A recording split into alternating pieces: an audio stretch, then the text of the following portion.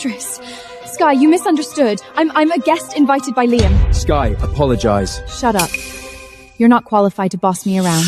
In the second floor gallery, a man raised his glass to me. Alistair Thorne, the exiled eldest son of House Thorne, and the only man who dared to stand against the Kensingtons. Interesting. The Kensington doormat has grown fangs. The Kensington Anniversary Banquet was also the preview auction for Royal Trade Charters. The real show had only just begun. Next lot, a Royal Charter auction. The abandoned Northland Quarry. Starting bid, 50,000 gold coins. That poisoned marsh, I would not take it for free. They did not know that in 7 days, the king would build a royal free market there. In my last life, someone made half a kingdom from it. 100,000 gold coins. Skye, are you mad? That land is worthless. I am buying it with the sterling money. It has nothing to do with you. Skye, are you only doing this to get Liam's attention? I spend my own money. A mistress does not get a vote. Apologize to her! Fine. I apologize. I should not have called you a mistress. Then what should you call me? Concubine. The nobles laughed under their breath. 200,000. Alistair did not want the quarry. He was testing whether I was truly mad or knew something. 250,000. Stop bidding. She knows something. 250,000 gold coins sold! You will regret this. No, Liam. The one who regrets this will be you. But the royal auction required full payment within 3 days. After checking my dowry ledgers, I found I was still short 80,000 coins in ready money. Cancel the bid tomorrow morning and apologize to Serafina. Are you ordering me? I am your husband. A husband does not leave his wife to die on a sickbed. What nonsense are you talking about? Of course he did not understand. His cruelty from my last life had not happened to him yet. If you touch the joint reserve vault under Kensington and Stirling, I will freeze your access at once. Thank you for the reminder. I never planned to borrow those 80,000 coins from you.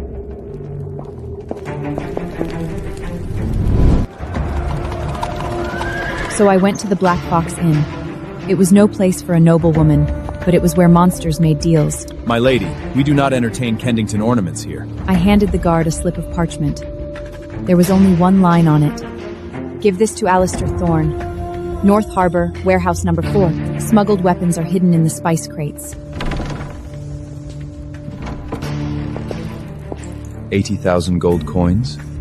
You want my money for one piece of information? Those weapons belong to your rival.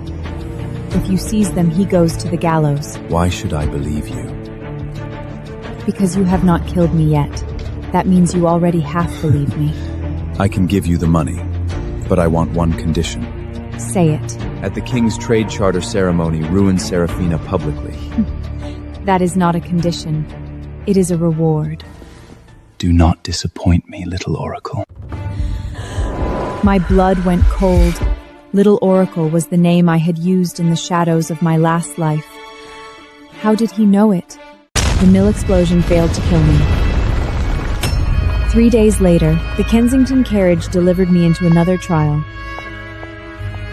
Beatrice Kensington was Liam's grandmother, the true ruler of House Kensington.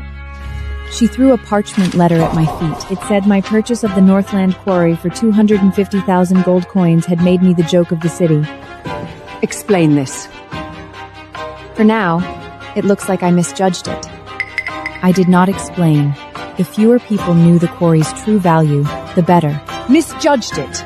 You nearly died in a mill. People are already whispering that Liam lost his nerve, and now you use sterling money to buy wasteland. Do you want to ruin House Kensington's name?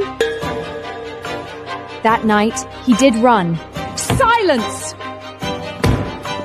A man's reputation is worth more than a woman's life. She was the same in my last life. She did not care whether I lived.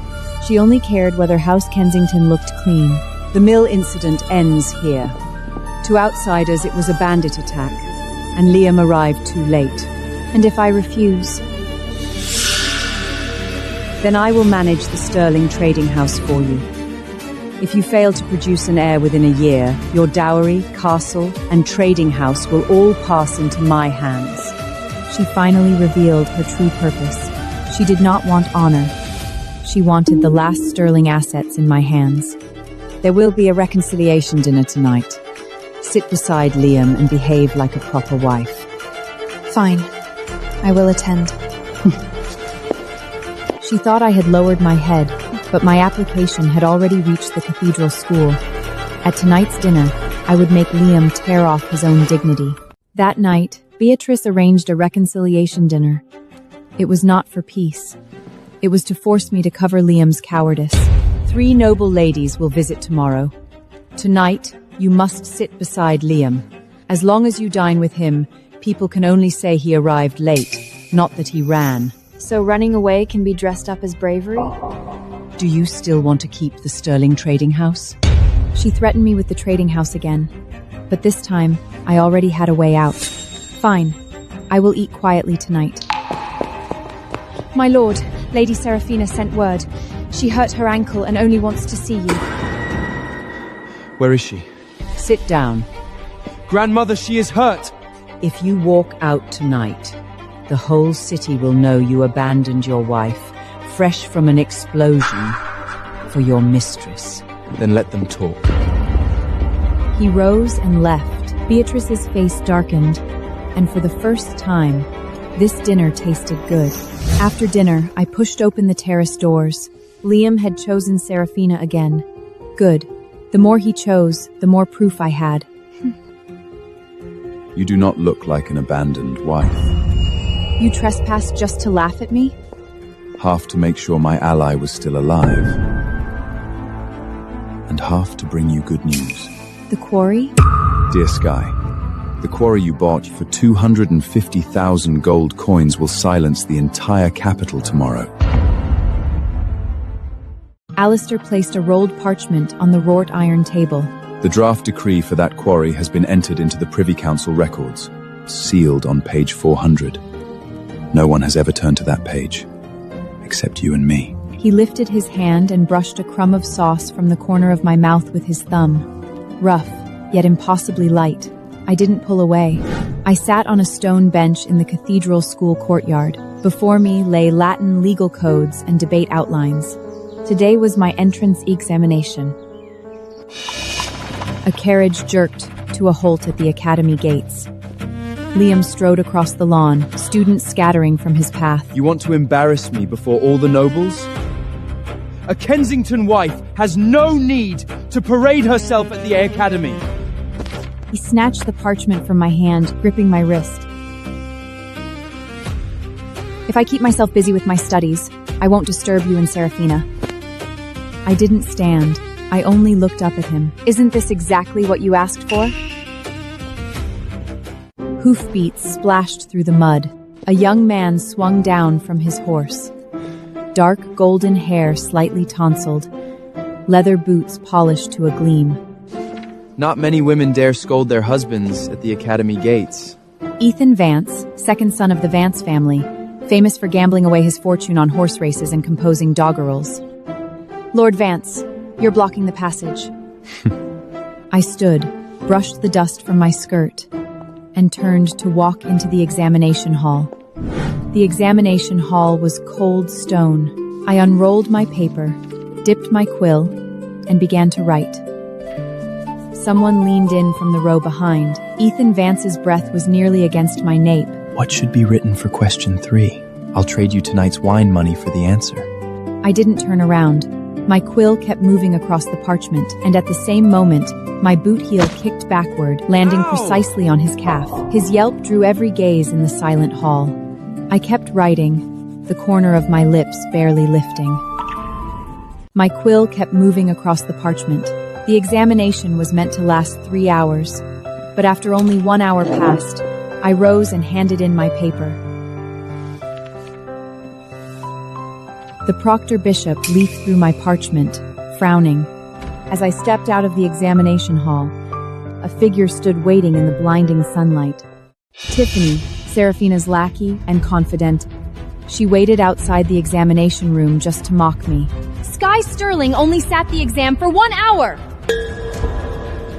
She must have bribed the proctor, or handed in blank parchment. I stopped walking and looked at her.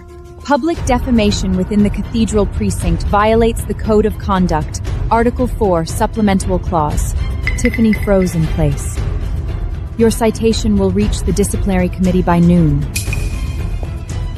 That evening, the annual Sterling family banquet. Thanks you all for coming and witnessing the improvement of the Sterling Trading House under my leadership. Uncle Arthur. He took over the Sterling Trading House after my father died and seized his legacy. I heard you've gone back to academy? The allowance Kensington gives you isn't enough for you?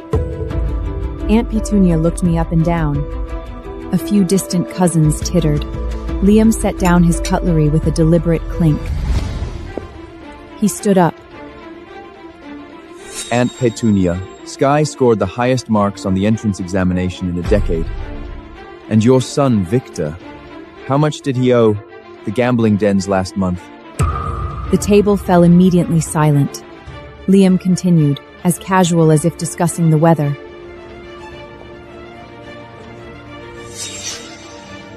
By the way, Uncle Arthur, are you planning to quietly sell off 15% of the Sterling Trading House Partnership shares? He said a name. The Prophets Guild. Arthur's face went pale. Liam smiled after showing off his intelligence, but he still had no idea who owned the Prophets Guild. The Prophets Guild. That was my underground intelligence network. Arthur's cutlery trembled in his hands. Aunt Petunia had fallen utterly silent. The eyes of every relative towards me changed to suspicion. Liam was defending me now. They didn't know what any of this meant. The familiar messenger appeared again. Sir, it's Seraphina. Liam rose once more, left once more. I set down my napkin and turned to the attendant, sent by Alistair, who was behind me.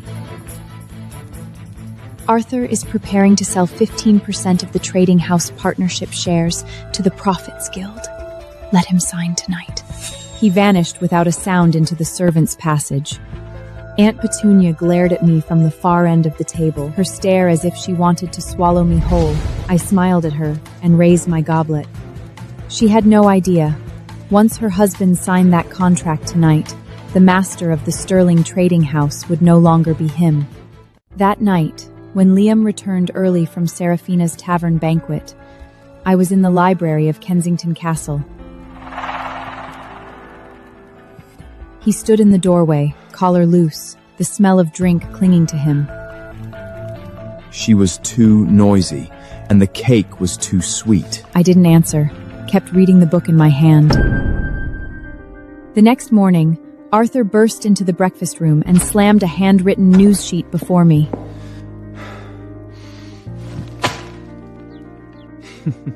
He read out the title loudly in front of Beatrice and Liam.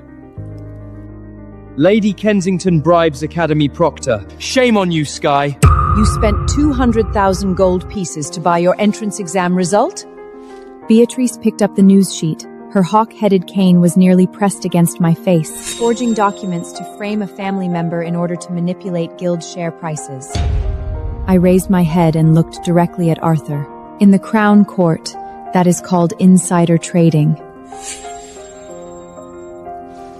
Would you like me to write to the sheriff right now? Arthur's face drained to ashen pale. He stumbled 3 steps backward, crashed into the tea trolley behind him. To avoid being disturbed, I shall move to my residence in the city to focus on my studies. Liam wanted to stop it, but didn't know how.